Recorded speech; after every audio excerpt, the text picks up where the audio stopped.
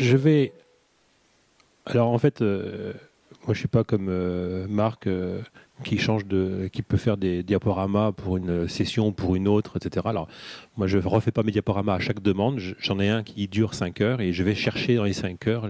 Donc je vais passer des slides assez rapidement pour aller à ce que l'on souhaite. Juste pour dire qu'il y a un point très important dans tout ça, c'est que tout ce qui va suivre, on va le faire en plusieurs étapes, mais la première chose, c'est qu'effectivement, il faut comprendre comment les végétaux fonctionnent pour avoir effectivement la suite ou les différentes applications possibles. Donc, à l'origine, bon, maintenant ceux qui sont là le savent, je suis pépiniériste de formation, botaniste en partie, et donc notre métier se transforme de pépiniériste en musinieriste, parce qu'effectivement on cultive les plantes pour en avoir les sons, et c'est vrai que c'est une autre façon de cultiver, c'est une autre façon d'approcher les végétaux. On est en train de changer complètement la méthodologie, toutes les façons culturales qui sont faites dans nos professions, pour adapter à ces dernières découvertes. Et alors, le plus rigolo de tout ça, c'est que des pépiniéristes aujourd'hui s'intéressent à ces travaux pour effectivement voir comment ils pourraient faire différemment.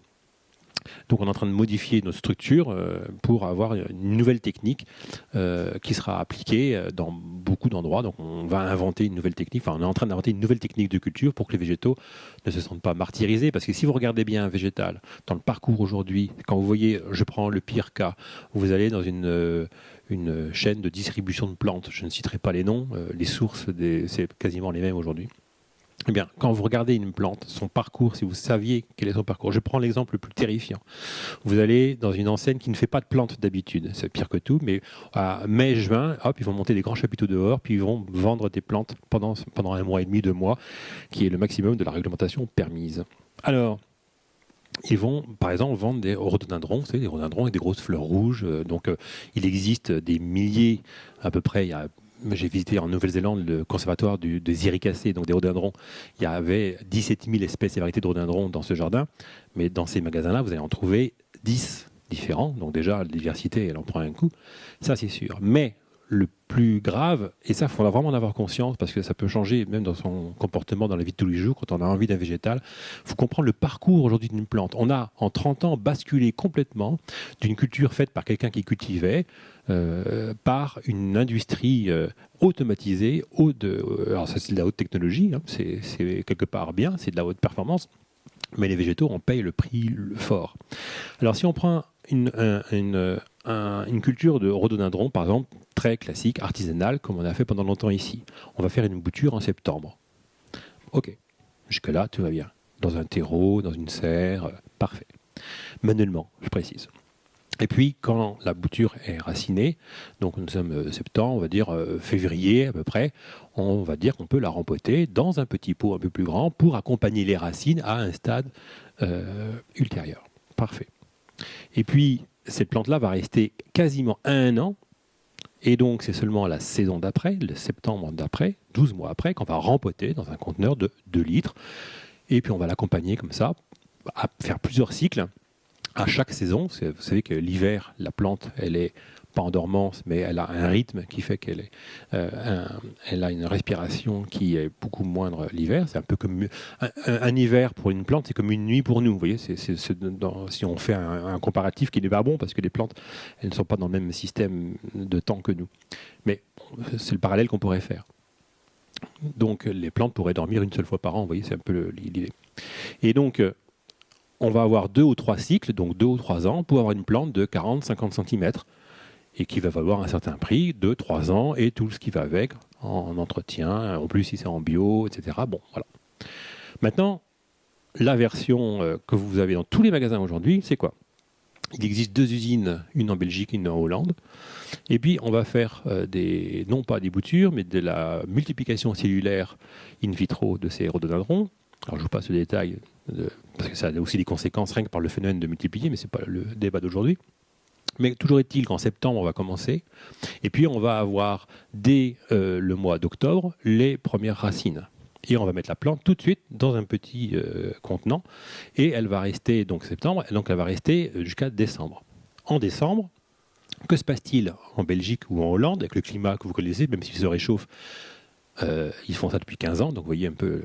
Eh bien, on va les mettre dans un conteneur de 3 litres, globalement, et on va chauffer les serres à 30 degrés. Donc, globalement, au mois de janvier, février. La plante va se croire au printemps, elle va pousser de 25 ou 30 cm. Et puis là, on va les mettre dans un frigo, et puis elles vont se trouver en hiver artificiel, globalement 15 jours, février, mars. Et puis là, on va les ressortir, on va les mettre dans un conteneur de 7 litres, et puis on va les forcer à nouveau à 25-30 degrés, donc fin d'hiver, début de printemps, et puis elles vont faire un cycle. Et puis après, on va les remettre en frigo, et puis on va les ressortir à l'extérieur pour qu'elles puissent quand même un peu s'adapter à la lumière du jour, parce que pour une plante, c'est quand même un peu sympa d'être adapté à la lumière du jour. Parce que les rhodos font des cuticules sur les feuilles, c'est ce qui permet d'avoir cette possibilité de résister au soleil, par exemple. Mais là, c'est de la même année. Et donc, elles vont ressortir en mai-juin, directement sur les étalages de ces végétaux-là, et qui vont être vendus entre 8 et 12 euros, une plante qui a globalement même pas un an. Et donc, la plante, elle est constituée, donc les tissus sont mous, c'est tout mou. Et donc, ça, ce sont des plantes, quand on les branche, ça s'entend. C'est-à-dire que l'activité électrique est complètement dépareillée, elle ne sait plus où elle habite, la plante. Et donc ça, c'est super intéressant. Déjà, le premier parallèle, c'est que déjà, respecter les saisons, c'est déjà le premier point. Donc si vous devez trouver des plantes pour faire de la mycothérapie, si c'est l'objet de votre étude aujourd'hui, ce qui marche très bien, il faut que la plante soit dans son système naturel et biologiquement dans sa normalité, donc qu'elle ait déjà eu connaissance des différentes saisons, etc. Donc, achetez vos plantes chez les pépiniéristes qui les cultivent eux-mêmes avec des cycles normaux, sans aucune molécule de synthèse. Et alors là, vous allez voir, nous sommes 3 en France. Donc déjà, c'est pas mal. Il y a plus de pépinières, bien entendu. Mais puis après, il y a aussi parce qu'en fait, il y a un problème économique derrière. En 1992, il y a eu, non, 1975, il y avait globalement 35 000 entreprises de production horticole et pépinière en France. Le deuxième comptage, là, après le premier confinement, fait état de 3 500 établissements seulement. Donc c'est un peu une fuite en avant et ça explique aussi toutes ces chaînes industrielles et compagnies pour essayer de gratter un peu de marge là où il n'y en a plus, etc. Bon, c'est un problème économique, mais si on reste au niveau botanique, on voit que le végétal paie un lourd tribut à ce type de fonctionnement. Alors si c'est très important, c'est pas très connu non plus. Les fleuristes seraient peut-être pas très heureux si moi j'aimerais un moratoire sur l'impact écologique des productions de plantes en France aujourd'hui. Plus personne n'achèterait aucune plante. C'est terrible l'impact. Il vaudrait mieux ne rien acheter, sincèrement. Et on est bien placé, parce que nous, on a participé aussi un peu à ça, donc on voit bien ce qu'il ne faut plus faire. Donc, et c'est pour ça qu'il faut faire différemment. Mais par contre, si on en revient à notre activité électrique, si une activité électrique d'une plante, elle sera d'autant plus importante si la plante est en bonne santé, bien constituée depuis le début. Si vous prenez une plante qui a été cultivée chimiquement pendant des années, et vous, après, vous la prenez, vous en prenez soin, c'est bien sûr. Sauf que le cœur même de la plante sera du bois mou, et le bois mou ne se refait jamais. Ça, c'est terrible, mais c'est comme ça. Donc, ça, le premier point. Et aucune molécule de synthèse. Pourquoi ? Parce qu'une molécule de synthèse sur une plante, c'est comme l'alcool pour nous. Si vous buvez 2 verres de vodka à chaque repas et 5 goûters, c'est sûr, vous allez perdre votre côté cognitif. Eh bien, une molécule de synthèse sur une plante inhibe le côté cognitif de la plante, inhibe son côté donc activité électrique. Elle ne peut plus se défendre contre rien du tout, elle ne peut plus se gérer.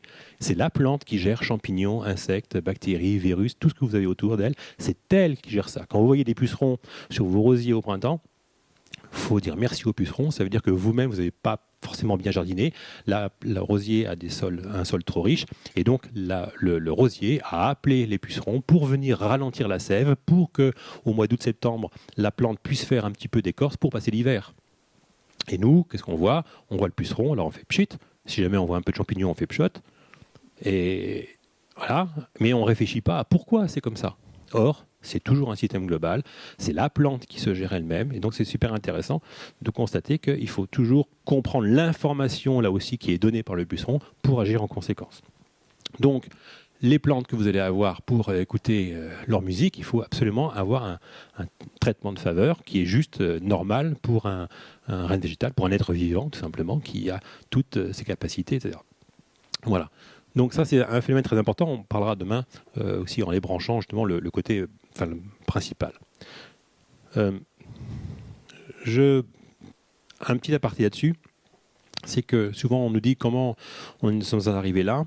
Il faut bien comprendre que quand on fait un jardin comme ça, ou quand on cultive très régulièrement les végétaux, à un moment donné, on s'aperçoit qu'ils ne répondent pas comme on a appris à l'école d'horticulture. En clair, les plantes sont d'abord branchées sur nos propres ondes cérébrales. Et quand un pépiniériste dit ça il y a quelque temps, évidemment, ça a fait un peu désordre.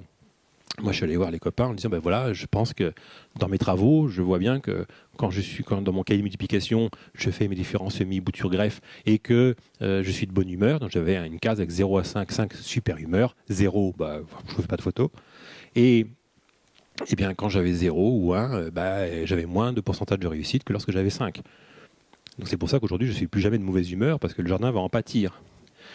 Et en plus, si vous regardez ça, eh bien, vous allez voir des tas de gens qui vont partager votre jardin et qui vont faire le lien.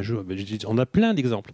Des gens disent j'étais malade et puis j'ai vu mon jardin dépérir. Et quand j'ai compris que c'était ma santé que je voyais à travers le jardin, j'étais en pleine dépression. Je dis non, c'est pas normal, je ne peux pas faire ça à mon jardin, je l'aime trop. Et hop, il a rebasculé dans votre sens et le jardin est reparti. Donc lui aussi, et plus jamais je serai en dépression. C'est très intéressant de voir ce lien qu'il y a. Il y en a plein comme ça. On pourrait faire un bouquin qu'avec ces exemples-là. Ça, c'est vraiment bien. Donc, les plantes sont d'abord branchées sur nos propres ondes cérébrales, et on y reviendra aussi parce qu'il y a plusieurs points quand on joue avec les plantes. Parce que moi, je ne suis pas un musicien, je suis un musicien en herbe. Je suis pépiniériste, un musicien en herbe, c'est normal. Hein, non, je dis ça. Non, Marc, il dit si, mais non, parce qu'en fait, quand j'entends un son ou une phrase musicale, je ne peux pas la reproduire. C'est normal. Bon, très bien. Mais certains le font très bien. Et hier soir, on a fait un bœuf avec Damien, la contrebasse, là, avec ton piano, Marc. Écoute, moi je joue, puis Damien, il colle à la perfection parce qu'il d'emblée, tu vois, c'est magnifique. Donc, ça me rend bien service, effectivement. Alors voilà. Donc, c'est pour dire une chose, c'est que quand tout ce qui va se passer, toute la démo que je ferai demain avec ça, c'est-à-dire qu'il faut bien comprendre que c'est la plante. Nous, on a compris quels étaient les mécanismes sonores qui pouvaient conduire à la plante à avoir plus ou moins d'activité électrique et avoir plus ou moins de fonctionnalité par rapport à ça. Voilà. Donc, mais c'est super important de comprendre déjà aujourd'hui que tout ce que la plante va faire est impacté complètement par la manière dont elle est cultivée et son environnement direct. Voilà. Mais c'est souvent sous-estimé. Alors, je vous passe les détails de l'histoire. Ça, c'est très important. Ça, c'est la réalité de l'espace racinaire d'un végétal. Là, c'est l'exemple d'un chêne. Et quand un chêne fait 30 mètres de haut, globalement, les racines vont jusqu'à 160 mètres de profondeur. Ça, c'est une moyenne. Voilà. Mais ça veut dire que dans une plante en pot, l'arbre il va attendre de faire ses racines. Et donc, ça veut dire que la plante peut rester en pot un certain temps, oui, mais du coup, pas indéfiniment. Donc, il y a un moment donné, il faut gérer le fait de pouvoir transposer, transplanter, etc. Une plante n'a pas prévu d'être en pot. Elle s'adapte au pot parce que de temps en temps, elle pousse dans des systèmes racinaires entre de rochers, des fissures, etc. Donc, automatiquement, elle va s'adapter. Mais sa normalité, c'est quand même de l'espace. Voilà, ça c'est très important de comprendre ces travaux-là. Je vous passe aussi les arbres qui sont effectivement absolument magnifiques partout dans le monde, en disant juste que il y a des arbres de première génération et des arbres de seconde génération. Les arbres de première génération, globalement, ce sont des plantes qui arrivent quand un terrain est complètement abandonné. On voit que les plantes arrivent dans un ordre prédéfini, dans un pourcentage prédéfini. Et au bout de 30 ans, on voit arriver des arbres de première génération, comme les bouleaux, les merisiers, etc. Ces arbres vont venir et mourir, et viennent après les arbres de seconde génération, comme les châtaigniers, les ormes, les frênes. Et ces arbres-là n'ont pas de programme de sénescence. Ils n'ont pas de programme de vieillissement.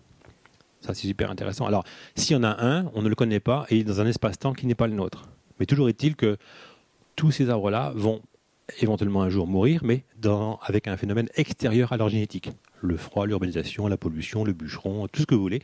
Ce n'est pas un problème génétique, c'est la raison pour laquelle le plus vieil organisme vivant aujourd'hui sur Terre, c'est cette forêt, qui est en fait c'est une population d'un seul arbre qui est donc daté de 200 000 ans. Ça veut dire qu'effectivement, s'il n'y a rien qui vient contrarier sa génétique, il est quasiment immortel, voire peut-être immortel, on n'en sait rien, mais 200 000 ans, ça commence à compter quand même. Enfin, moi, je m'en souviens, c'est quand même... Alors voilà. Donc je vous passe les détails dessus pour aller là, parce que ça, c'est Cliff Baxter, c'est pas la première personne. La première personne qui a fait un traité d'électroculture, c'est Bertholon en 1783. Et donc, on est en 2021, il y a des gens qui doutent encore de l'affaire, mais bon, il faut vraiment, je pense, s'occuper de ça. Et lui, dans les années 60-70, c'est une personne de la police scientifique et qui a pu identifier qu'effectivement, il y a un lien entre l'activité électrique d'une plante et ce qui se passe autour. Et notamment, il y a une mémoire par rapport à ça, et c'est comme ça qu'il a pu mener des différentes enquêtes. L'expérience qui va suivre, parce que bien sûr on a beaucoup douté de lui, on a beaucoup décrié ses travaux, mais ça a été fait 250 fois, il va faire l'expérience où il va effectivement mettre en péril des petits animaux qui vont tomber, vous allez voir, il y a une petite vidéo très courte, donc des petits animaux sont dans des petits bocaux, les petits bocaux vont se renverser de manière aléatoire, à une heure aléatoire, et puis les petits animaux vont mourir parce qu'il y a de l'eau bouillante qui se trouve en dessous. Ce qui est intéressant, c'est de voir la plante qui est 2 pièces plus loin, complètement séparée, va-t-elle effectivement à encaisser le coup ou pas? Mais c'est très intéressant parce qu'on parle là de suprasensibilité des végétales. Donc je n'ai pas que cette vidéo-là, mais il y en a plein d'autres.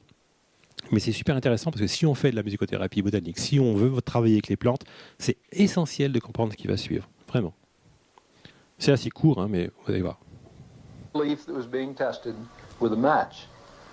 Now, I had no matches in the room at the time, and I don't smoke, and I had to go next door to my secretary's area to get a match.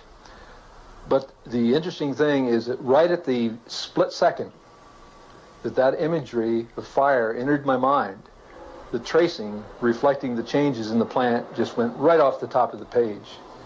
And the only thing that occurred at that time, no lighting of a match, nothing else, merely the imagery of fire. And I must say that as of 14 minutes along in that initial observation on the morning of February 2nd, 1966, my life just hasn't been the same. His goal is to perfect an experiment that will satisfy the rigid criteria of the scientific establishment.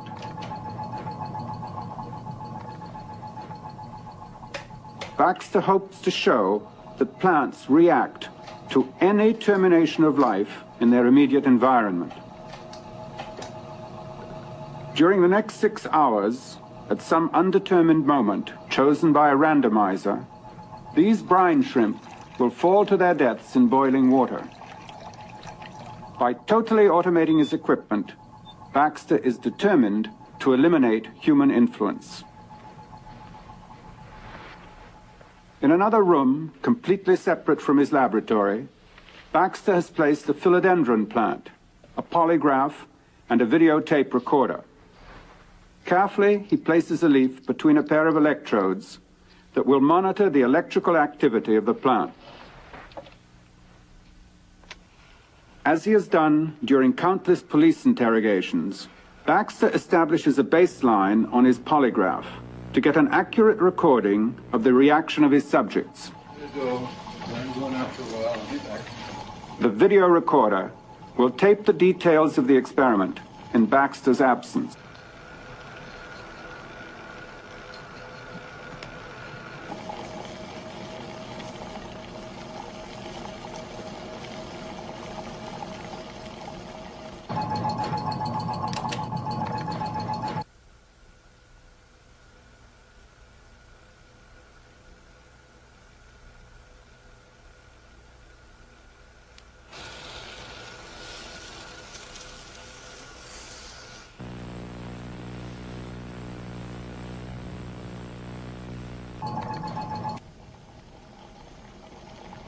Voilà, alors ça, là, ça devient intéressant, c'est que le temps passe, la machine va déclencher le début de l'expérience.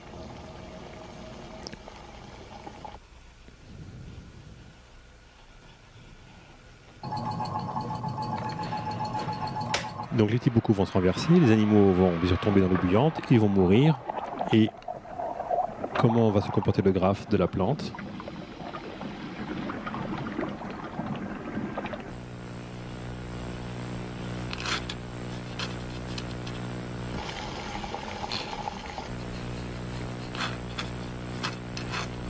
Voilà. Donc, quand on parle de suprasensibilité du végétal, ça veut dire que les plantes, de manière générale, les arbres, les plantes, le règne végétal, à une façon d'appréhender l'environnement que l'on sous-estime complètement. Quand je dis sous-estimer, ça veut dire que les plantes qui sont ici savent très bien qui nous sommes, d'où on vient, elles savent très bien où elles sont placées, elles savent très bien placer Gaujac par rapport au reste, elles savent très bien ce qui se passe en dessous, les voisins, enfin tout. Et les matériaux, comment sont composés les matériaux, où sont les sources, enfin, on peut faire une liste. Et il faut imaginer que les plantes-là ont ça en permanence dans ces informations-là. C'est la raison pour laquelle, quand on peut changer une information, elle peut mettre des fois un certain temps ou un petit laps de temps. Il n'y a des fois que secondes de réaction, parce que c'est une information supplémentaire parmi des milliards d'autres. Et c'est ce qui fait qu'elles ont besoin des fois d'un certain temps. C'est la raison pour laquelle, ça aussi c'est important, si jamais vous faites des démonstrations en public avec la musique des plantes, ce que je peux vous encourager à faire, parce que plus on partagera ça, mieux ça sera pour l'environnement de tout le monde. Eh bien, on a pris le pas, nous, deux règles. C'est que les personnes soient toujours à plus de 2,50 m ou 3 m des végétaux. Alors, d'ailleurs, pourquoi ? Pour pas qu'il y ait d'interférence. Et la problématique, c'est si jamais, parce qu'au début on ne le faisait pas, puis il y avait des gens qui étaient très proches, et puis les plantes ne démarraient pas, il n'y avait pas de son. Alors après, on faisait déménager les personnes qui étaient plus ou moins frustrées. Enfin, c'était un peu compliqué à gérer. Donc si on fait 2,50 m, 3 m, ça n'arrive pas. Donc ça, c'est déjà un premier truc. Et ça, c'est... Et puis surtout, c'est que si vous avez une conférence, nous on fait beaucoup le samedi à 16h, à 16h10, on ferme les portes, parce que si vous laissez circuler les gens, aller surtout, en fait la plante va toujours repartir au départ et vous n'aurez pas le développé qui servent à la démonstration. C'est pour ça qu'à un moment donné, il faut que les personnes connues restent là, les personnes peuvent sortir, mais si une personne nouvelle arrive, la plante elle recalcule et donc nous on n'a plus le développé. Donc ça c'est intéressant. Voilà, donc je vous passe les bouquins, ça c'était pas le propos, je vous passe ça aussi. Alors ça c'est intéressant parce qu'on travaille avec Alberto Forte qui est donc neuroscientifique à Lausanne et qui est en train de monter justement une clinique de neurosciences avec des nouvelles thérapies. Il est très intéressé par la musique des plantes, effectivement, et ça veut dire que lorsque l'on a besoin d'un neuroscientifique psychologue pour étudier les végétaux, la réaction des végétaux, c'est intéressant.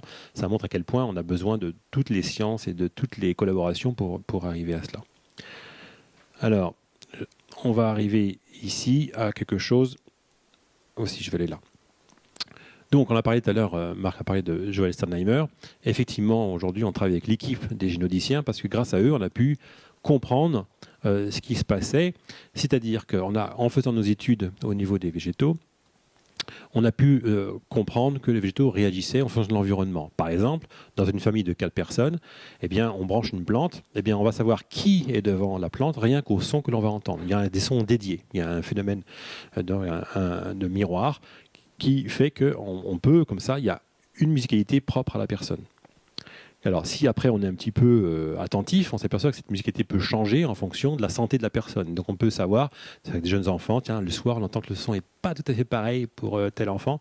Ah, tiens, on va prendre sa température, on va regarder, et puis effectivement, on ne le voit pas, mais déjà on peut l'entendre. Donc ça, c'est vraiment intéressant aussi. Alors, Joël Sternheimer, donc c'est un physicien qui, avec son équipe, ils ont pu démontrer qu'effectivement, les sons pouvaient engendrer des chaînes protéiques et donc, effectivement, des conséquences positives ou négatives en fonction des chaînes protéiques engendrées. Et on s'est rencontrés parce que nous, on avait effectivement remarqué, déjà pour nous, et puis après pour nos proches, pour nos animaux, qu'il y avait des bienfaits, d'accord, mais on voulait aller plus loin et donc on a mis un protocole en place, donc on va en parler aussi après. Et avec ce protocole-là, on a vu qu'il y avait des sons spécifiques qui émanaient de la plante dans certaines conditions. C'est-à-dire que quand on fait comme ça une musicothérapie botanique en direct, ça veut dire qu'il y a une seule personne devant les plantes. Les plantes, d'ailleurs, elles sont, je dis aucune plante toute seule pour faire ce genre de choses. Il y a au moins 3 plantes minimum. Ça, c'est très important. Parce que les plantes sont coloniaires, elles ne sont pas individuelles du tout, donc il faut au moins plusieurs plantes. Ça, c'est vraiment important. Et on va donc brancher cette plante-là. Et effectivement, on a pu remarquer que la plante va changer son activité électrique pour accéder au son. Alors, ne me demandez pas comment elle est fait, via un piano, un ordinateur, pour choisir la suite d'acides aminés qui vont composer la chaîne protéique dont la personne a besoin, ou les chaînes protéiques dont les personnes ont besoin. Et donc ça, c'est tout à fait étonnant, et c'est grâce aux travaux de Joel Steinheimer qu'on a pu le démontrer. Alors pour bien comprendre le détail de ça, Joel Steinheimer on a fait une petite vidéo très courte qui explique ce qu'est une chaîne protéique, pour que l'on ait bien en conscience que les sons générés vont faire cette description qu'il va nous stipuler là. Une protéine, c'est une espèce de petite chaîne, de petites molécules qui s'appellent les acides aminés, qui viennent l'une après l'autre comme un collier de perles, un petit peu. Et chaque fois que l'une s'adjoint après l'autre, c'est un processus qui se déroule dans le temps. C'est à peu près, il y en a en moyenne 4 par seconde, 4 à 5 par seconde. Eh bien, il y a une petite onde qui est émise, une de ces ondes justement, qui relie un petit peu ce processus à l'ensemble de l'organisme, qui est donc ce que j'ai appelé une onde d'échelle, et dont on peut calculer la fréquence. Et ce qui est très intéressant, c'est qu'on voit là apparaître des lois de type musical, c'est-à-dire que la succession de ces fréquences n'est pas chaotique, n'est pas n'importe comment, mais qu'on voit qu'il y a des régularités, il y a des périodicités qui apparaissent, il y a des rapports d'harmonie qui apparaissent, et bref, c'est construit comme une mélodie. Si on transpose à notre échelle cette mélodie, eh bien, si on la rend audible, eh bien, il y a un phénomène de résonance qui va se produire et qui va pouvoir amplifier d'une certaine façon l'expression du gène correspondant. On a donc un moyen de pouvoir réguler l'expression des gènes, soit pour le stimuler, soit pour l'inhiber. L'expérience suivante a donc été faite, c'est-à-dire que ce sont des techniciens agricoles au Sénégal qui ont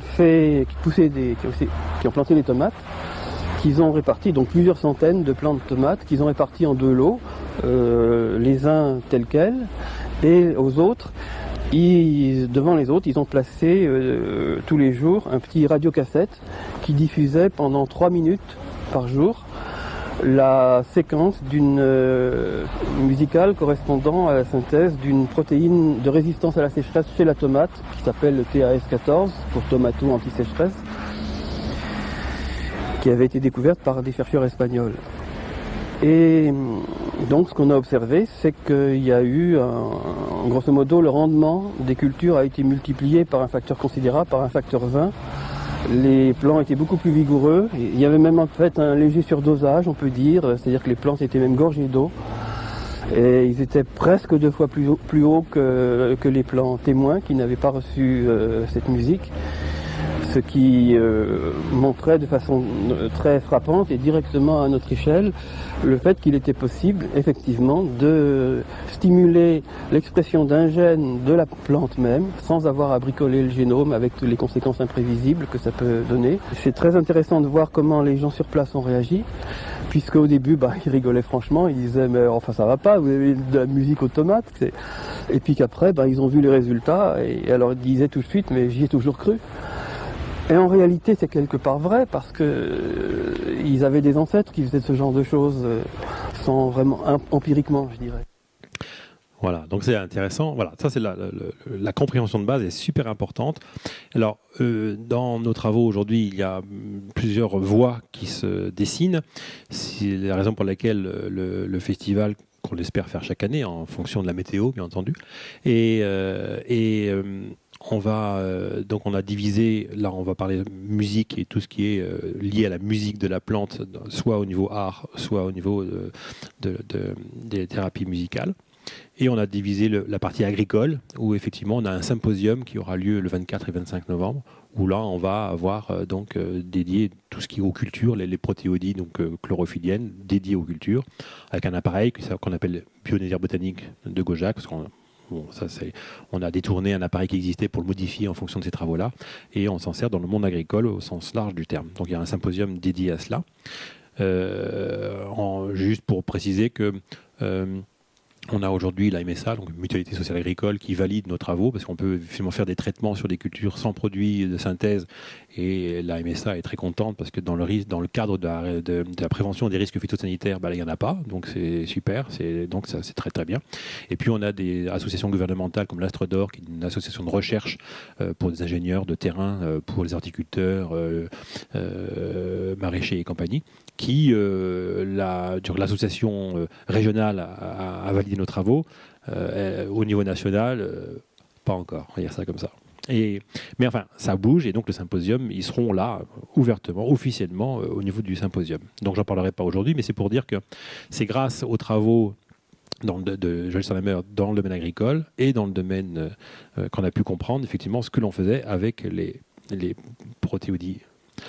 Bien sûr, protéides, ça c'est leurs travaux, mais liés aux plantes. Alors globalement, en schéma, c'est ça. Sur cette aquarelle ici, vous avez la note bleue, c'est ce qui stimule les acides aminés en question, et la note rouge, c'est ce qui inhibe l'acide aminé du même nom. Voilà. Donc on voit ici, on a un sol en plus qui est le centre de tout ça. Et donc effectivement, on s'aperçoit quand on reçoit quelqu'un avec une musique de plantes, si les sons sont équilibrés à gauche et à droite et tout, on va dire c'est plutôt bien. C'est-à-dire, à la limite, à l'oreille, on ne va pas savoir ce qu'il y a. Par contre, on peut avoir des sons, des fois, sur des personnes extrêmement dissonants. Alors, en plus, il ne faut pas écouter, on y reviendra après, mais quand on met et qu'on s'en va, on entend quelques sons. Effectivement, on a tout de suite soit des nappes assez sympathiques, soit des choses qui peuvent être assez étonnantes. Et là, il faut courir, il ne faut pas rester. Alors, on expliquera pourquoi.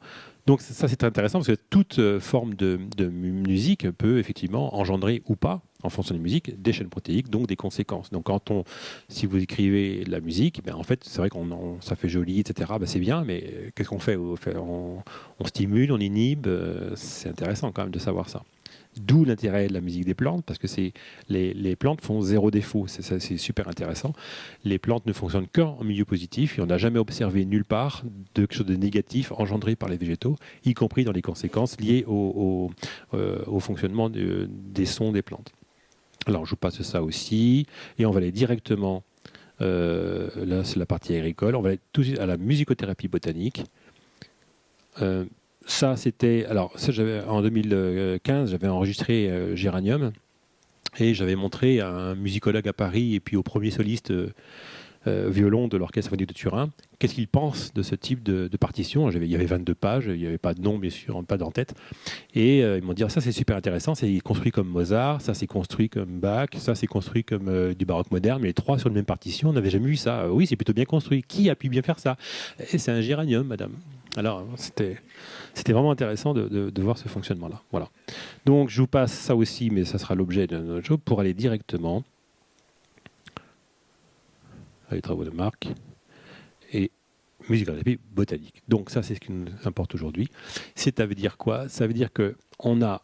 Ça, c'est des travaux qui ont été faits en 2016. Donc, on s'est intéressé à la méthode Tomatis. C'est pour ça qu'on a demandé à Jean-Claude de nous faire une intervention sur la méthode Tomatis pour comprendre le fonctionnement qui est à base de sons. Donc, c'est ça qui est intéressant. Donc, ça fait un moment déjà que l'on sait très bien que les sons vont engendrer effectivement un bien-être ou un mal-être, d'ailleurs, en fonction de ce que l'on emploie comme son. Mais déjà, du temps, les Grecs avaient validé la musique et la musicothérapie dans le domaine médical. Donc, c'est assez intéressant. Alors, on en a rencontré le professeur Luc Montagnier, qui était à l'époque très intéressé par nos travaux, et suite à une suite de conférences à Paris, il nous avait demandé un lundi de faire une démonstration. Et j'ai eu des nouvelles depuis, parce qu'en fait, une journée, on a fait des tas d'expériences. Une journée, c'est pas suffisant, bien entendu, mais il voulait déjà défricher un petit peu ça. Et puis à l'époque, nous, on n'était pas aussi avancés, donc il m'avait dit, ça marche plutôt comme ça, comme ça. Il nous a conseillé de très très bons conseils qu'on a suivis, et effectivement, on a bien fait. Et puis il nous avait dit, surtout quand vous serez plus avancé, que vous aurez suffisamment d'écriture, envoyez ça à Marc-Henri, parce que lui, ça va vraiment l'intéresser de près, etc. Bon, c'est ce qu'on a fait après. Et c'est comme ça que Marc se trouve là aussi. Alors, mais ce qui est intéressant là, c'est une petite anecdote, c'est qu'il ne m'avait pas prévenu, il m'a dit, vous avez écrit dans votre synthèse 2015 que vous avez obtenu un bien-être sur des personnes qui étaient malades de ceci, cela, et voilà. Et il me dit, est-ce que vous avez fait des expériences à l'aveugle, etc. Je dis oui, on fait à l'aveugle, on fait double, triple, quadruple aveugle nos expériences, parce que voilà. Il dit, c'est intéressant, parce que là, je ne vous ai pas prévenu, mais moi, j'ai une secrétaire qui travaille avec moi, qui a un mal de dos absolument terrible, donc 8 sur 10 au niveau de la douleur quotidienne, etc. On ne peut rien faire pour elle, elle souffre le martyr, etc. Et si vous voulez bien, vous allez lui faire une séance, etc. Donc à l'époque, on n'avait pas de protocole. C'était très simplifié, on n'était pas aussi avancé que maintenant. Et donc, on a fait le protocole avec cette personne-là. Bon. Donc on a mis en présence d'une fougère, on a fait, la plante a fait des sons, à l'époque on n'enregistrait même pas parce qu'on n'avait pas la bonne méthode pour enregistrer, je ne vous passe tous les détails. Toujours est-il qu'après, le laboratoire Montagnier a été fermé, il est parti en Suisse, bon, etc. Et plus de nouvelles. Jusqu'à ce que, en novembre 2019, 2020, ouais, c'était juste avant le confinement, comme ça, avec Marc-Henri, on avait fait une conférence à Paris, et dans la salle, il y avait Jamal. Jamal, c'était le directeur de laboratoire de Montagnier. Alors on se reconnaît, je dis, ah bah tiens, t'es là, ouais, ok, super, tes travaux, bah, on est là, bon. Et puis je lui dis, bah, justement, cette secrétaire-là qui avait mal au dos, on a fait une séance de 20-30 minutes avec elle, j'ai jamais entendu parler, j'ai téléphoné plusieurs fois le professeur Montagnier, il m'a pas répondu, enfin, etc. Et là, il me dit, mais non, c'était incroyable ce qui s'est passé, parce que depuis cette séance-là, elle n'a plus eu aucune douleur. Et donc, elle ne jure que par la fougère maintenant. Et donc, mais il ne l'a pas écrit. J'ai pas. Alors ça, c'est intéressant aussi, parce que nous, ce dont on cherche, c'est aussi des retours, parce qu'évidemment, c'est l'intérêt, c'est de croiser des informations. Voilà. Et alors, aujourd'hui, on en a d'autres, mais enfin, c'était quand même pas mal, parce que c'était quand même avec le professeur Montagnier, et donc lui-même s'est trouvé un petit peu décontenancé par la réalité de la puissance d'une fougère par rapport à ses propres travaux. Et nous, en fait, bon, on est pépiniéristes à la base, hein, donc évidemment, en France, ça fait un peu un décalage quand même quelque part, alors qu'en Suisse, pas tellement. On avait entendu justement par Ernst Zürcher, Alberto Forte, qui à l'époque travaillait au CHU de Genève. Bon, bah, pour quelqu'un, une équipe du CHU de Genève, voilà, un pépiniériste dit à ça, il dit, bon, bah, c'est intéressant, mais on aimerait quand même, si c'est vrai, c'est intéressant. Puis si c'est pas vrai, on va vous arrêter, quoi. C'est carrément ça, parce que vous pouvez pas dire ça si c'est pas vrai. Bah, j'ai dit, pas de problème, c'est ouvert. Donc, ils ont vérifié les travaux, puis je vous passe le système de vérification des travaux à la Suisse, hein, c'est que chaque virgule compte, et puis on avait des pages, hein, donc ça a duré un très très beau moment. Le premier quart d'heure un peu difficile parce qu'ils m'ont montré que j'écrivais encore avec des fautes dans mon français, alors qu'ils parlent 5 langues, mais moi j'en parle qu'une, parce que l'anglais c'est moyen. Bon, mais ils vont me dire, mais la virgule, si tu la mets là, ça veut dire ça, si tu la mets là, ça veut dire ça. Bon, en vieux français, ça veut dire ça, mais en nouveau français, ça veut dire ça. Donc tu as voulu, elle est où ta virgule? Ben, elle est là. D'accord. Alors après, ils traduisaient aux autres en langage scientifique ce que ça voulait dire. Voilà, mais enfin, ils ont validé les travaux, on est quand même arrivé. Et donc c'est super intéressant, on rencontre des gens tout à fait extraordinaires. Et donc, c'est pour dire que nous, on avait besoin d'un regard extérieur sur le process que nous avions réalisé. On a appris d'ailleurs à suivre les protocoles universitaires. Au début, on était un peu frustrés parce que étudier les plantes avec des protocoles universitaires, on se dit c'est pas fait pour, hein, vraiment. Mais bon, on s'y est plié. Ça a été un peu compliqué au début. Et puis, ça a été très bien parce qu'effectivement, c'est comme ça que plusieurs scientifiques sont venus. Et après, la vérification des travaux est facile parce qu'ils connaissent le cursus, ils voient un peu les tenants et aboutissants, donc ils savent très vite où il y a une erreur ou pas. Et voilà. Alors, là où ça devient intéressant, c'est dans les témoignages que nous avions. On avait par exemple Aude, alors on va changer les prénoms, hein. C'est quelqu'un qui souffrait d'endométriose depuis l'âge de 12 ans. On l'a rencontrée, donc elle avait 34 ans à l'époque. Et tellement malade, elle fait partie des 10 cas les plus problématiques en France. Et pour vous dire que jusqu'à ce que l'on se rencontre, elle allait tous les mois à l'hôpital pour une transfusion. Et ça durait 15 jours. Donc tous les mois, 15 jours à l'hôpital, enfin, vous voyez un peu le genre. Donc c'était compliqué. Et alors ça, c'est intéressant, c'est que quand on fait des séances de musicothérapie botanique, eh bien, on peut avoir des effets. Au départ, on peut trouver ça bizarre. Dans le sens que cette personne-là, alors c'était dans une grande serre, c'était suite aux conférences à Paris, donc c'était des grandes serres horticoles, c'était magnifique, et on a fait ça là. Donc on a fait ça le soir, quand plus personne. C'est intéressant aussi à dire, c'est quand on fait une séance, il faut personne autour. Hein, c'est comme dans l'expérience de Cliff Baxter, il faut enlever le chat, la limace qui traîne, enfin, faut qu'il y ait le moins d'interférences possible. Ça, c'est très intéressant. Et donc, je l'ai placé à l'époque. Alors les protocoles n'étaient pas encore tout à fait les mieux, mais pas complètement encore ça. Et puis je l'ai placé. Et donc on a entendu des sons. Je pourrais même pas vous les refaire. Je peux pas, mais c'était juste compliqué à entendre et très violent avec des espèces de basses extrêmement. Et donc moi je suis parti parce qu'il fallait partir. Et puis je l'ai vu se tordre sur sa chaise comme ça à 3 reprises. Puis après le son il est resté bloqué dans les aigus. Bon, alors je reviens, je dis bon, ben, je peux être un problème. Alors on a démonté, on a remonté, j'ai rebooté l'ordinateur. Enfin, on était bleu quoi. Et puis on a relancé, j'ai changé la fougère. Et puis, même chose, elle s'est retendue sur sa chaise, etc. Bref. Toujours est-il que le premier mois après la séance, donc elle avait fait 3 séances en un week-end. Première séance, premier mois, bon, comme d'habitude, mais dès le deuxième mois, plus aucune douleur. Et depuis, alors après c'est revenu pour différentes raisons, mais elle n'est plus jamais retournée à l'hôpital, plus aucune transfusion depuis 4 ans. C'est bien quand même. Alors son médecin ne comprend pas, bien entendu. Mais ce qui est logique aussi, parce qu'évidemment, voilà. Mais c'est pour dire ça, c'était alors, on peut avoir comment dirais-je, des surprises sonores quand on reçoit du monde, qui peut, du genre, par exemple, alors que c'est un piano, hein, on a parlé, eh bien, on va entendre des fois des sons, genre du métal qui grince. Et là, j'ai appris que quand c'était comme ça, eh bien, la problématique était très sérieuse. Parce que nous, on reçoit à l'aveugle. Donc, quand quelqu'un vient, on n'a pas besoin de savoir qui c'est. Je ne suis pas thérapeute, je ne suis pas médecin. Nous, on met un système en place, puis on s'en va. C'est la plante qui gère. Mais seulement les peu de sons qu'on entend au départ et à l'arrivée, on se dit waouh. Ou alors, on peut entendre 6 notes en boucle, par exemple, pendant 2 heures. 6 notes. Mais en fait, on sait aujourd'hui que c'est une chaîne protéique spécifique. Et quand c'est en boucle pendant 2 heures, c'est qu'il y en a besoin, quoi, hein. Voilà. Donc, on a ce phénomène. On a, donc ça c'est la description de cette personne-là. Ça c'était intéressant.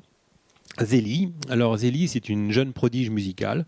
Elle avait assisté à 2 des concerts à Paris et elle a l'oreille absolue, ou ce qu'on appelle l'oreille absolue. Il y a des débats là-dessus. Bon, qu'importe. Elle a l'oreille juste, on va dire ça comme ça, super juste, on va dire, supra juste.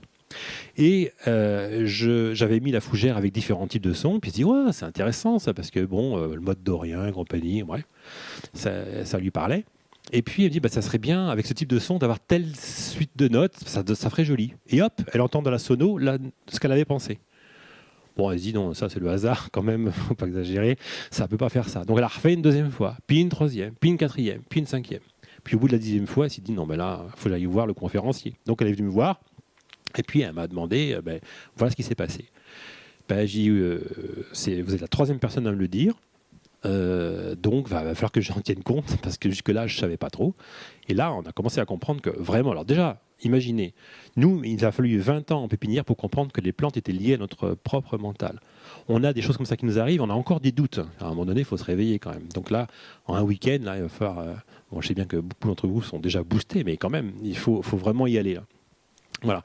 Et donc c'était la définition, c'est-à-dire que si vraiment on est en phase avec son instrument de musique, si on est en phase, et je dirais, mais moi qui suis pas musicien, je commence à y arriver maintenant. C'est-à-dire que si on est vraiment, Anthony, hier on a fait une petite démo, et la plante est très dans les aigus. Je dis c'est simple, il faut demander, si on veut des graves, parce que quand on fait en plus des instruments numériques, des fois quand c'est trop aigu, bon, ça serait mieux dans les plus graves. Il faut demander. Ah, et puis on voit la plante qui descend. Mais si on fait juste demander, on va voir, on va demander, et puis comme ça, non, là il n'y a pas. Il faut vraiment être en phase avec la demande, parce que c'est juste d'être juste avec la normalité des sons qu'on aimerait entendre. Et ça, c'est super intéressant de voir que ça fonctionne. Non, on en parlera quand on fera des essais avec le piano demain. Voilà. Ici, ça peut intéresser quand même, parce qu'on a besoin de choses très carrées. Je suis un peu comme Marc, j'aime bien. Alors moi, j'ai pas de cursus universitaire comme lui. Moi, j'ai jamais fait d'erreur dans mes équations, parce que je ne sais pas les faire. Donc comme ça, au moins, ça c'est réglé. Et par contre, c'est de la recherche appliquée. C'est tout ce que je dis là, toute l'équipe qui est autour de moi aujourd'hui, eh bien, c'est la récurrence des résultats sur le terrain, dans les plantes ou avec les gens, qui nous amène là. Et notamment cette DME, démonstration médicale expérimentale, qui a été signée par la clinique Bretéché à Nantes, par tout le staff médical, parce qu'on a eu 3 personnes effectivement qui ont été... Alors, à l'époque, comment ça s'est passé? Alors, il y a 2 phénomènes importants. C'est que la première, c'est que mon père était en fin de vie dans cette clinique-là et qu'elle est gérée par ma cousine. Donc ça aide à avoir des plantes dans l'hôpital, parce qu'évidemment, un pépiniériste avec son chariot dans les couloirs, avec les plantes, la terre dans les plantes, enfin, vous imaginez, c'est... Voilà. Mais on avait signé tous les protocoles et compagnie, etc. Donc, juste pour vous dire, c'était au début, on n'avait pas encore compris. C'était juste la récurrence des résultats sur les personnes, sans comprendre le mécanisme encore à l'époque. On avait une idée du mécanisme grâce à Joël Stanheimer et son équipe, mais on n'avait pas encore le détail par rapport à la plante. Et donc, mais je veux raconter quand même les 3 cas parce que c'est très émouvant quand même. Premier cas, Monsieur V. On a changé de nom, bien entendu. Monsieur V, il était dans un hôpital psychiatrique. Il a été placé dans ces cliniques-là pour une opération dont j'ignore la teneur, et ce n'était pas le problème non plus. Il ne pouvait pas l'opérer parce que les médicaments pour calmer sa démence frontale étaient incompatibles avec l'anesthésie, tous les médicaments nécessaires à son opération. Donc, il ne pouvait pas l'opérer. Et le musicothérapeute de la clinique, Pascal Marmol, que je remercie au passage parce que c'est vraiment une très belle personne, très efficace, il a dit on pourrait essayer la méthode de Jean parce que voilà. Donc, ce jour-là, on a commencé par Monsieur V. Donc il y a une petite anecdote rigolote, c'est parce que j'étais avec mon petit chariot dans la clinique, dans le couloir, psychiatres et psychologues sont rentrés dans la chambre pour demander à la personne, est-ce que pour une expérience scientifique, vous seriez d'accord pour écouter la musique des plantes? Et là, j'entends au fin fond de son lit la personne dire « Ah, la première chose sensée que j'entends dans cet hôpital depuis que j'y suis rentré. » Et donc, je dis ça, c'est un client pour moi. Donc, voilà, il était d'accord, je rentre, je branche mes plantes, je vous passe les détails. On a des sons qui s'arrêtent net au bout de 20 minutes. Et puis, bon, voilà, il m'a remercié. Ça rappelait un peu la musique classique que son père jouait. Il regarderait l'arbre qu'il voyait de sa fenêtre différemment. Voilà. Bon, ok, c'est tout. Toujours est-il que pendant 1 mois et demi après, plus aucune crise de démence frontale. Plus de médicaments, opération possible, tout est redevenu normal. Enfin, il est resté dans sa démence frontale. Mais je veux dire, voilà. Alors, hasard, placebo, on ne savait pas à l'époque, mais disons que le staff médical, oui, avant, pendant, après, ça n'a rien à voir, on signe. Deuxième personne, Madame A. Madame A, fin de vie, dans les services palliatifs. Donc une personne qui était en fin de vie, malade d'un cancer généralisé, qui acceptait très difficilement sa maladie parce que quand même trop jeune, et puis voilà, donc elle s'était reclue complètement, refusant sa famille, refusant tout, refusant elle-même, refusant... Voilà. Et ça, c'est évidemment problématique pour la famille, pour elle, pour les soignants, pour tout le monde. Mais elle a accepté, effectivement, la musique des plantes, ça existe ce truc. Donc, hop, on est resté 3 quarts d'heure. Et en fait, elle a joué un peu de musique classique. Dans son enfance, elle disait, tiens, ça me rappelle quelques notes que j'aimais bien faire. Voilà. Et voilà, ça. Et le staff médical, avant, pendant, après, c'est une personne qui n'a pas été guérie. Elle est décédée depuis. Sauf que elle est... Alors ils m'ont dit, voilà, ils l'ont trouvée donc apaisée jusqu'à la fin, voire même presque avec de l'humour. Ce qui, donc, elle a renoué avec sa famille, elle a renoué avec le staff médical, et donc du coup, évidemment, c'est des départs beaucoup plus faciles. Donc, ce sont des vraies aides. Monsieur T, maintenant je peux le dire, T comme Toby, c'est mon père, et qui, lui, était donc en fin de vie, qui était sans aucun sens cognitif depuis plusieurs semaines. Donc pour le staff médical, quelqu'un qui est à ce stade-là ne revient jamais à la normalité, ça s'éteint tout doucement, puis ça ne revient jamais. Donc on a branché la plante, et puis au bout d'1 heure et demie, eh bien, il s'est réveillé. Il dit « Ah, Jean, t'es là, ok, super. » On a discuté, je lui ai dit « Papa, t'es cohérent aujourd'hui, super. Tu veux qu'on téléphone à tes petites filles ?»« Ah bah oui, je veux bien. » Donc 2 coups de téléphone, cohérent, mais totalement cohérent. Le staff médical, il dit c'est incroyable, on n'a jamais vu quelqu'un revenir à ce niveau de cognitivité après un tel séjour quelque part. Et donc, voilà. Et puis, une fois qu'on a arrêté tout ça et qu'on est passé à quelqu'un d'autre, eh bien, il s'est rendormi une demi-heure plus tard à peu près, et puis il ne s'est plus jamais réveillé. Voilà. Donc, il y a ces effets-là qui comptent. Donc, c'est pour ça que c'est comme ça qu'on s'est dit, il faut quand même qu'on trouve quand même comment ça marche l'histoire. Donc, avec l'ingénieur du son, Jérôme Krisic, on a mis en place un protocole. Donc, on va vous partager. D'ailleurs, on n'a pas prévu, mais je peux le faire. On va imprimer la feuille. Pour ceux qui voudraient la feuille du protocole, c'est important parce que c'est le protocole aujourd'hui qui nous permet d'avoir vraiment des résultats bien mieux que ceux que nous avions. Ça pourrait être amélioré, bien entendu, comme tous les protocoles, mais ils tiennent la route. Alors, quand on a quelqu'un seul devant la plante et qu'on enregistre la plante avec un protocole particulier, qu'on verra peut-être demain, je ne sais pas si si je pense qu'on aura le temps, eh bien, on va enregistrer donc une certaine méthode. On aura une suite de notes qui est à gauche sur votre écran. Donc vous avez l'habitude de ce type d'écriture de notes. Et puis bien sûr la hauteur de note et bien sûr le temps de la note, ce qui permet aux génodiciens. Donc nous on enregistre ça à l'aveugle. Et puis la Pedro Ferrandis et son équipe, on va envoyer, nous, cet enregistrement-là, et ils vont essayer de décoder si oui ou non les sons entendus vont oui ou non correspondre à des chaînes protéiques ou pas. Voilà, ça c'est l'idée. Donc ils se basent sur à peu près une banque de données de 5000 séquences qui ont été déjà répertoriées par des chercheurs. Il y a une banque de données en fait, on va choisir la chaîne protéique déjà répertoriée, parce que celles qui ne sont pas déjà répertoriées, c'est un autre métier, hein, et c'est pas fait.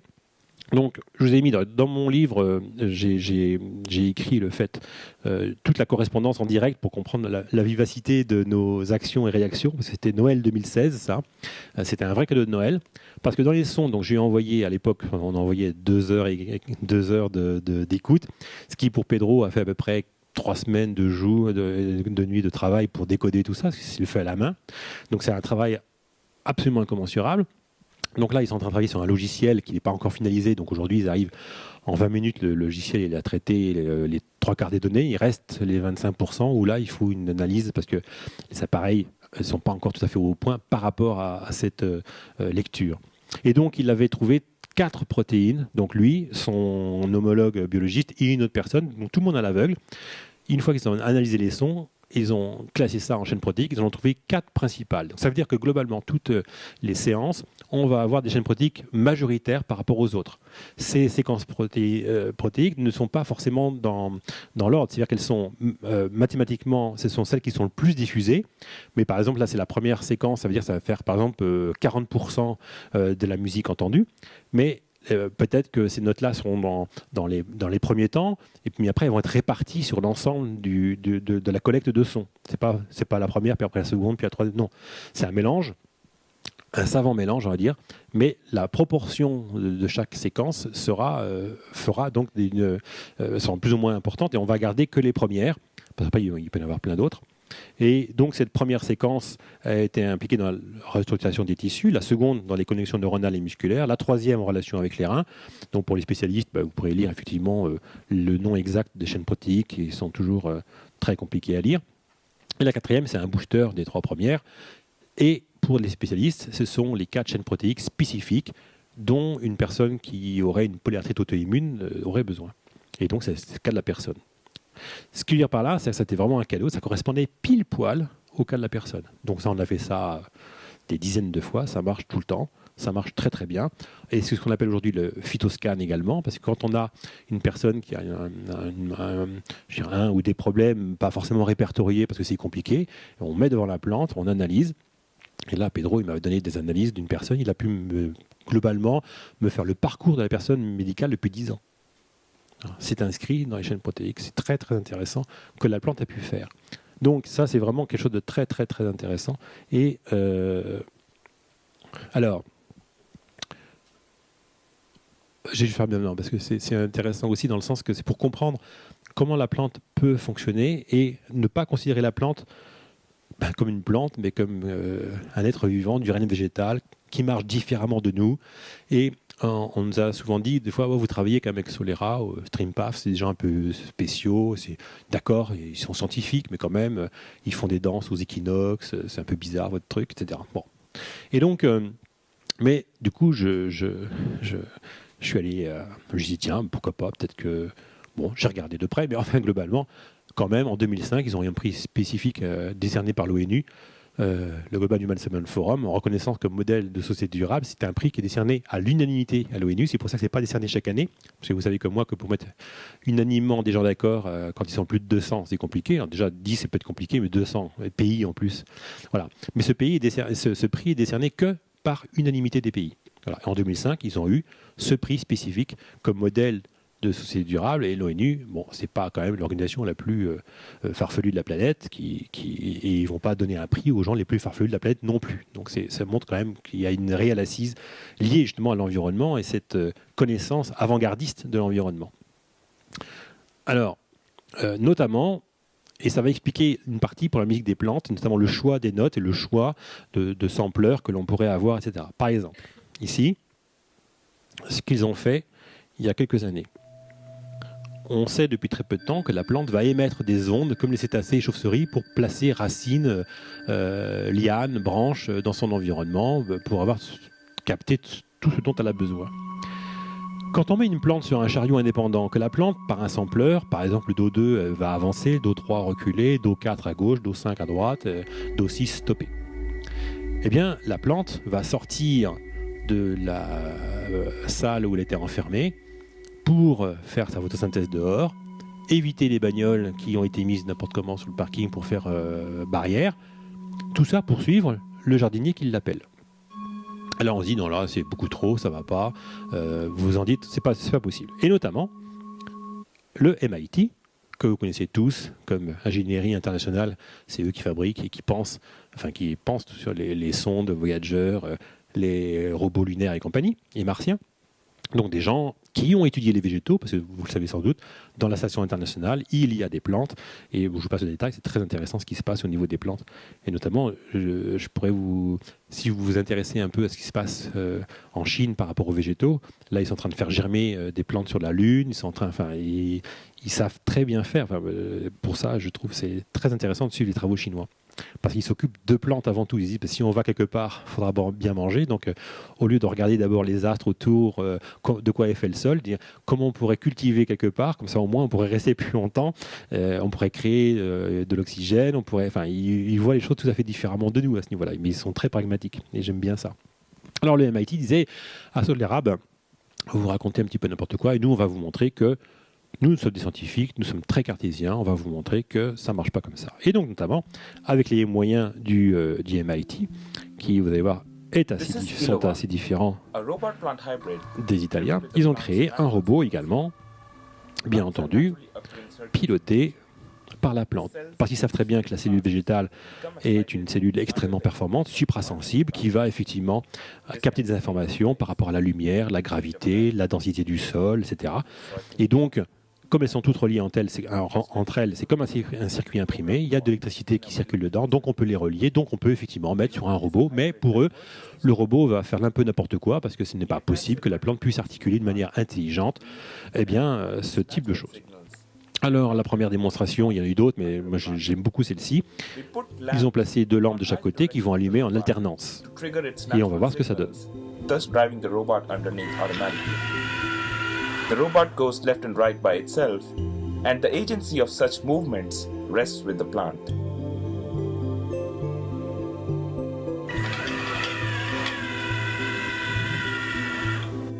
Voilà, donc ça marche. Donc ils se sont excusés quand même, c'était sympa. Mais imaginez bientôt le piano de Marc Vella, comme ça, piloté par une plante, et puis faire les concerts là où la plante ramène. C'est pas mal ça, quand même. Tu reviendrais à Gaujac toutes les semaines, je pense. Voilà. Donc, ça, c'était la présentation en raccourci du rôle. Alors, en résumé, je résume, mais c'est super important de le comprendre. Quand on est seul devant une plante, la plante va changer son activité électrique pour avoir accès aux sons qui vont correspondre à la suite d'acides aminés, qui vont correspondre aux chaînes protéiques dont vous avez besoin. Ça, c'est capital de l'entendre, parce que la plante, elle peut faire ça, mais elle peut se déplacer. Voilà. Mais ça, quand on parle de musicothérapie, c'est ce qui se passe réellement, et c'est ce qui est démontré, et ce qui est bien sûr aussi validé par différents scientifiques, comme Marc qui est là, etc.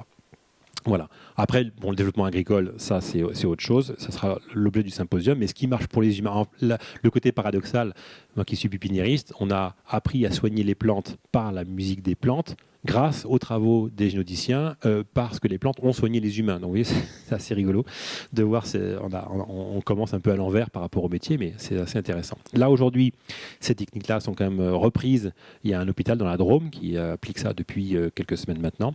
On a Dr Claus qui a aussi commencé à appliquer le fonctionnement, et puis le Dr Alberto Forte qui aussi applique, avec de très bons résultats pour commencer. Donc c'est tout à fait encourageant. Donc ça fonctionne très bien. Voilà. Donc voilà pour la partie vraiment mycothérapie botanique. On verra demain le côté technique des choses. Et puis là, Renaud va présenter la suite naturelle de tout ça. C'est-à-dire que quand on écoute des végétaux, il te faut l'ordinateur aussi ou... Alors, pour finir, d'accord, ok. Ce que je voulais dire aussi, c'est que par rapport, quand on parle de mycothérapie botanique, il y a un lien qu'il faut faire qui est capital si vous devez choisir des plantes pour avoir des sons, par exemple. Les plantes n'ont pas toutes le même son, elles n'ont pas toutes la même fonctionnalité. Alors on n'a pas tout fait, on n'a pas tout vu, on n'a pas tout compris. De toute façon, on passe un bon moment musical, donc ça, c'est pas grave.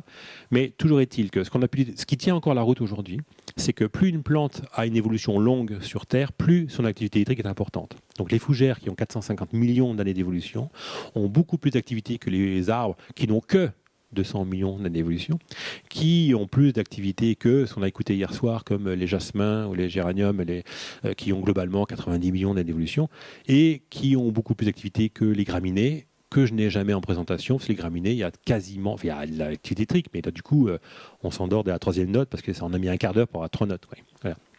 Et puis, voilà, ça, c'est vraiment intéressant. Donc, ce qui veut dire, et ça va faire le préambule avec les travaux de Renaud, nous, ce que l'on dit, et c'est pas contradictoire avec ce que va développer Renaud, pas du tout, c'est très complémentaire. Jusqu'à présent, nous on dit que plus une plante est ancienne dans son évolution, plus son activité électrique est importante. Donc, transcodé en son, on a une tessiture sonore qui est absolument incroyable pour les fougères. Donc, la plante peut articuler n'importe quel type d'espace. Ce qu'il faut comprendre, c'est que ce qui va déclencher la simulation d'une chaîne protéique, c'est pas la note elle-même, c'est l'écart entre deux notes, c'est la proportion entre deux notes. Ça, c'est super important de le comprendre. Donc, ce qui veut dire que s'il y a des chaînes protéiques, il faudra une proportion absolument incroyable, et puis d'autres, beaucoup moins. Ce qui fait que la fougère, elle a, pour nous, jusqu'à présent, accès à toutes les combinaisons possibles, ce qui n'est pas le cas, par exemple, d'une orchidée. Une orchidée, globalement, elle a une tessiture, donc l'activité électrique transcodée en son, la tessiture va être globalement d'un octave et demi, donc on n'aura même pas forcément tous les acides aminés, en fait, déjà, présents sur son spectre. Et donc, on n'a pas beaucoup d'effets avec des orchidées, par exemple.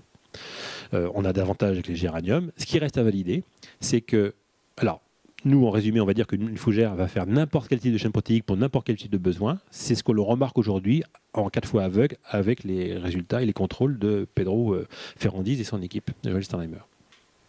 Ce qui reste à déterminer, c'est que, et ce qui commence à être fait, c'est qu'une plante médicinale qui a des propriétés reconnues depuis des centaines ou des milliers d'années pour des effets particuliers, en tisane ou autre chose. Est-ce que cette musique de plante est efficace? Apparemment oui, parce que Renaud va vous l'expliquer. Ce qui resterait à déterminer, et là il faudrait des travaux, est-ce que la musique d'une lavande pour le sommeil, par exemple, est-ce qu'elle est plus ou moins efficace qu'une musique de fougère pour le sommeil? Ah ben ça, c'est une recherche à faire. Là, aujourd'hui, on ne sait pas. Est-ce que la fougère couvre tout, mais est-ce qu'elle est moins précise dans chaque rayon? Ça, c'est une recherche qui mériterait d'être menée. Alors, pour l'instant, nous, dans le protocole, on ne prend que les fougères, parce que ça nous permet de comprendre mieux comment fonctionne le règne végétal. Puis après, on verra. Il faudrait effectivement beaucoup de thérapeutes pour contrôler d'une manière efficace. Là, c'est pareil, on passe toujours par des choses très cartésiennes, croisées, en 4 fois aveugles et compagnie, parce qu'on veut quand même être crédible. Et là, aujourd'hui, c'est fait. On croise des informations au niveau de l'herbatex sonore. Il n'y a pas encore le côté scientifique, suffisamment de recul. Ceci dit, c'est super intéressant parce que dans l'hypothèse, effectivement, on peut très bien... alors, on a des effets. Par exemple, l'autre jour, je suis allé chez mon beau-père parce qu'il avait... la dernière fois, je suis allé pour des problèmes des mélas. Elle a des très bons résultats, mais comme j'ai pris une de ces plantes qui était un pélargonium, il m'a dit non, mes yeux, ça n'a pas changé, mais j'entends beaucoup mieux. Alors, je me dis, tiens, est-ce que le pélargonium a une action sur l'ouïe? Je ne sais pas, il faut que je me renseigne. D'ailleurs, je ne sais pas si quelqu'un le sait, d'ailleurs, je ne sais rien. Il faut que je me documente là-dessus. Mais c'est intéressant, parce que des fois, on trouve des choses tout à fait étonnantes là-dessus. Voilà. Donc, il y a toute une recherche à faire. Et il faudrait que des gens universitaires fassent effectivement des études très approfondies là-dessus. On a besoin d'une réponse académique sur ce sujet. On commence à l'avoir dans le domaine agricole. On a placé, je pense, nos appareils à l'agroscope en Suisse, etc., qui est l'équivalent de l'Hydra en France. Mais au niveau médical, ou recherche par rapport au bien-être, la santé, il y a des tas de choses à faire et ça serait effectivement les gens qui s'occupent de ça qui doivent s'en occuper. Ils ont beaucoup plus de connaissances dans le métier. Nous, on met juste en place une découverte qu'on a pu faire qui devrait être... justement, ils devraient s'en approprier et puis essayer de développer les limites, les avantages, les inconvénients.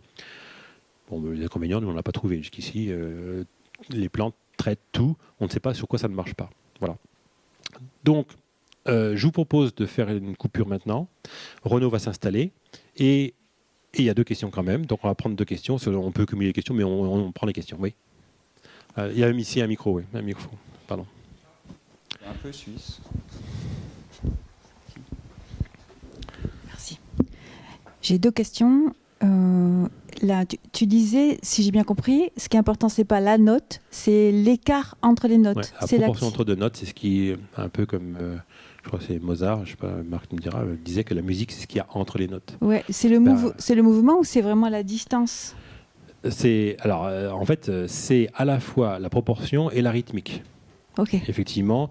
Et alors, la problématique des appareils que nous avons aujourd'hui, c'est une question importante dans le sens qu'aujourd'hui, le matériel n'est pas complètement adapté à la lecture des protéodies si on parle de musicothérapie botanique. Parce qu'après, bon, pour faire de l'art, de la musique, c'est pas un problème, quoique on pourrait dire que ça pourrait l'être quand même. Mais nos machines aujourd'hui, par exemple, nous on utilise beaucoup le device.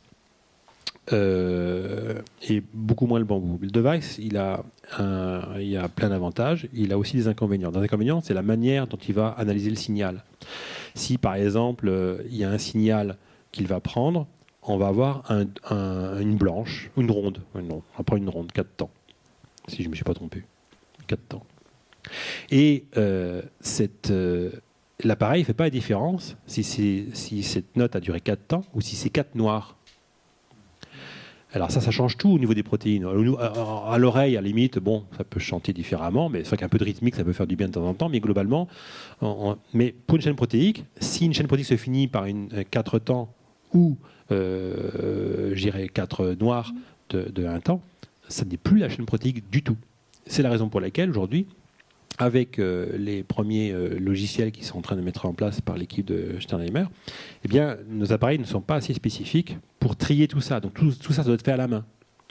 Donc, et Marc en a parlé un peu tout à l'heure, on contribue à la mise en place d'un autre appareil, qui n'est pas encore au point, donc on en parle juste parce qu'on avance quand même assez bien, mais on a l'idée, c'est de capter la réalité de l'activité électrique de la plante par rapport aux chaînes protéiques, qui peuvent avoir d'autres conséquences, y compris pour les plantes d'ailleurs, bien entendu. Voilà. Mais donc, voilà. Est-ce que j'ai répondu à la question ? Très bien. Ah, formidable. Et autre question, c'est, tu disais, pour les soins, il faut 3 plantes minimum. Ah oui. Est-ce que c'est les mêmes plantes? C'est le même type de fougère? Parce que moi j'en ai 3, elles sont 3 différentes. Oui, c'est bien.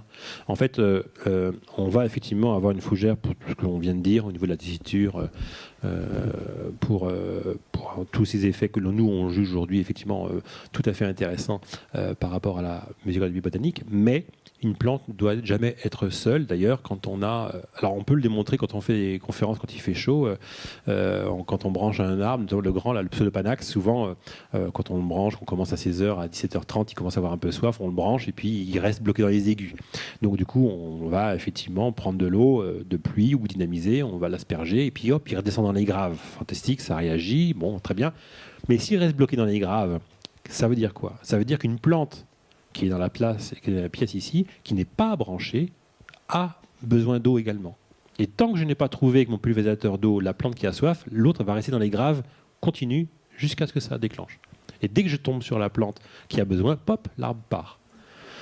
C'est intéressant, ce qui veut dire que quand on fait la musicothérapie botanique, on a identifié nous des plantes, elles sont en pot effectivement, donc les racines sont isolées les unes des autres, ce qui n'est pas le cas dans un jardin. Quand vous mettez une fiche en sol pour avoir l'activité d'une plante, vous avez l'activité des plantes bien entendu, et puis quand vous mettez sur la feuille bien sûr, mais si les feuilles se touchent avec d'autres, vous avez une ambiance qui est très différente. Ceci dit, même les plantes séparées vont fonctionner quand même ensemble, donc on le voit par cela. Et donc une plante toute seule, il n'y a jamais dans la nature une plante toute seule. Donc déjà, Pierre, il y a quelque chose d'intéressant aussi qui n'est pas très connu. Une plante, alors ça c'est identifié par des botanistes il n'y a pas très très longtemps, elle n'est jamais toute seule elle-même. Quand vous avez une plante toute seule, c'est déjà une colonie de plantes différentes sur un pied. Alors ça c'est une option que nous, ça nous fait un peu drôle. Mais déjà, quand on voit un chêne, on dit « Ah, le chêne ». En fait non, c'est la colonie génétique qui représente le chêne. Et si on analyse l'ADN des feuilles qui sont au nord ou au sud, on n'aura pas la même composition, parce que ce n'est pas le même climat, tout est différent. Voilà. C'est la raison pour laquelle, souvent, des fois, on nous dit j'ai pris 2 appareils, j'ai branché l'arbre de mon jardin, et ça ne marche pas, votre machine, parce que j'ai 2 sons différents, j'ai la même plante. Je dis c'est normal, parce que vous avez branché à 2 endroits différents, et donc automatiquement, vous avez 2 individus différents qui sont sur le même pied. Mais c'est normal, ça. Voilà. Donc, mais du coup, une plante fonctionne en colonie, non pas individuelle. Donc quand on est comme ça, en déplacement, etc., il faut toujours 3 plantes.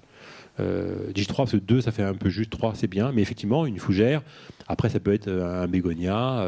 Je suis allé une fois à Paris, j'avais juste un petit camélia de 20 cm, puis 2 plantes en godet. J'avais un bégonia, et puis je sais plus quoi.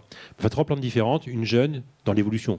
Une très ancienne, une moyenne et une jeune. Et donc en 3, on a la représentation du règne végétal au niveau de la palette, je dirais, de l'évolution. Ça, c'est l'idée. Bon. Alors, petite pause, et puis après, Renaud prendra la suite pour l'herbatech sonore.